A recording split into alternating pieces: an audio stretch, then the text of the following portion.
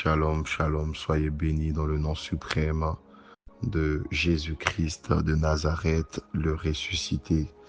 C'est lui, celui qui est, celui qui se présente à Moïse comme celui qui suit. Il dit, je m'appelle, je suis. Alléluia. L'Éternel des armées, ce Dieu redoutable, fort et puissant. Alléluia. Et hier, nous avons été entretenu par le pasteur Jason. Alléluia. Et aujourd'hui, c'est moi, le prophète Méchac Lignon, qui va vous apporter le pain quotidien.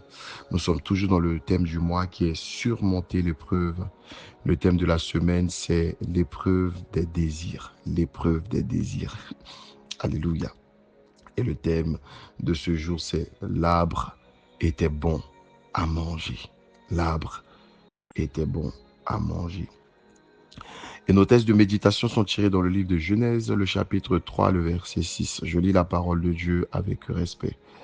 La femme vit que l'arbre était bon à manger et agréable à la vue, et qu'il était précieux pour ouvrir l'intelligence. Elle prit de son fruit et en mangea. Elle en donna aussi à son mari qui était auprès d'elle, et il en mangea. Parole du Seigneur. Amen. Le thème de ce mois, c'est l'épreuve des désirs. L'épreuve des désirs. C'est quoi le désir? L'apôtre Jacques dit déjà que personne ne dise que c'est Dieu qui le tente. D'accord? Il dit que personne ne dise que c'est Dieu qui le tente. Et après, il dit, nous sommes tentés parce qu'on aime. Et ce qu'on aime, c'est ce vers quoi nos désirs convergent. Alléluia. Et nous sommes dans le thème du mois qui est l'épreuve des désirs. La Bible dit, fais de l'Éternel tes délices et il te donnera ce que ton cœur désire.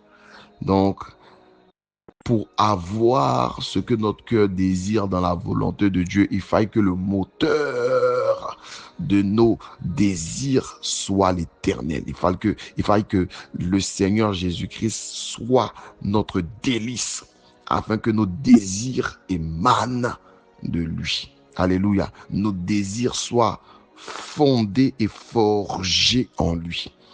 Donc déjà, pour un chrétien ou pour un enfant de Dieu accompli, il n'a pas de problème avec le mot désir.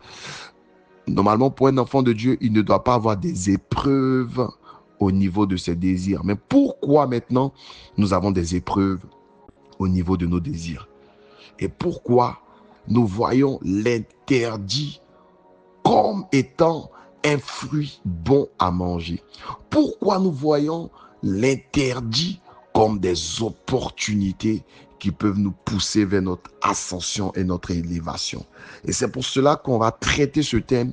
Et je prie que toi qui entends ma voix, s'il y avait une bataille dans ton cœur, s'il y avait une bataille contre quelque chose qui t'est interdit en tant qu'enfant de Dieu, qu'à l'écoute de ma voix, à l'écoute de ma parole, inspirée par le Saint-Esprit, par le Dieu très haut, qu'il y ait une délivrance qui s'opère maintenant de manière instantanée au nom suprême de Jésus. L'arbre était bon à manger. Parfois, nous sommes dans des circonstances ou dans des situations qui font que, en réalité, nous ne faisons pas de l'Éternel des armées nos délices. Parce que, bien-aimé, quand tu es dans les difficultés, que ton esprit commence à penser aux alternatives qui ne sont pas de Dieu, ça veut dire que l'Éternel n'est pas encore devenu tes délices. Alléluia. Alléluia. Combien de personnes se sont laissées corrompre parce qu'elles ont cru que c'était la facilité qui pouvait les faire évoluer. Alors que dans ce monde, rien n'est facile. Même ceux qui ont pactisé avec le diable comprennent qu'au bout d'un certain moment, l'ennemi les a donné de l'argent. Derrière, il a pris leur vie. Derrière, il a pris leur santé. Derrière, il a pris la stabilité au niveau cérébral de leur enfant. Derrière, il a pris l'intelligence de leur enfant. Derrière, il a pris la sagesse de leur vie et il a mis la folie. Alléluia.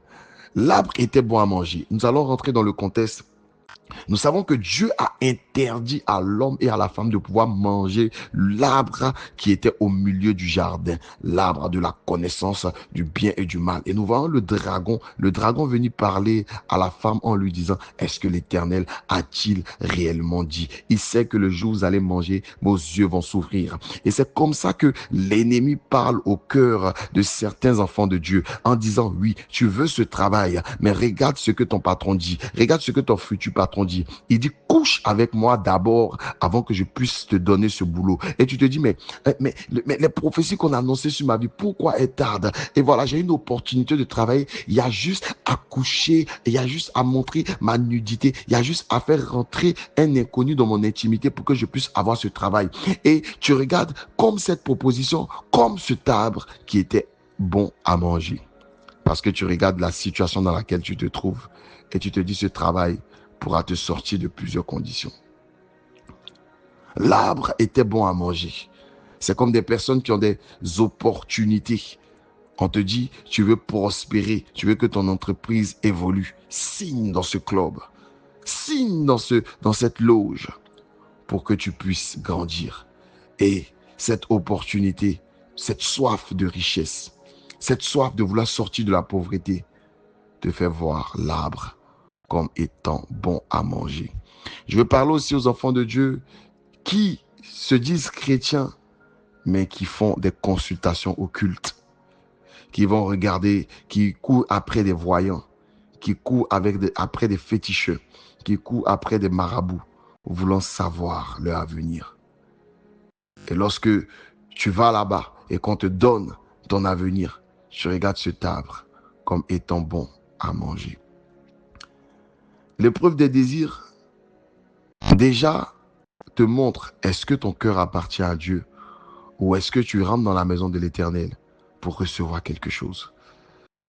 Pour un enfant de Dieu qui est tiraillé au niveau de ses désirs, il doit se poser la question, est-ce que je suis réellement converti? Est-ce que j'ai réellement donné ma vie à Dieu? Alléluia. La Bible dit, cherchez premièrement le royaume des cieux et sa justice et tout vous sera donné par-dessus. Cherchez premièrement le royaume des cieux et sa justice.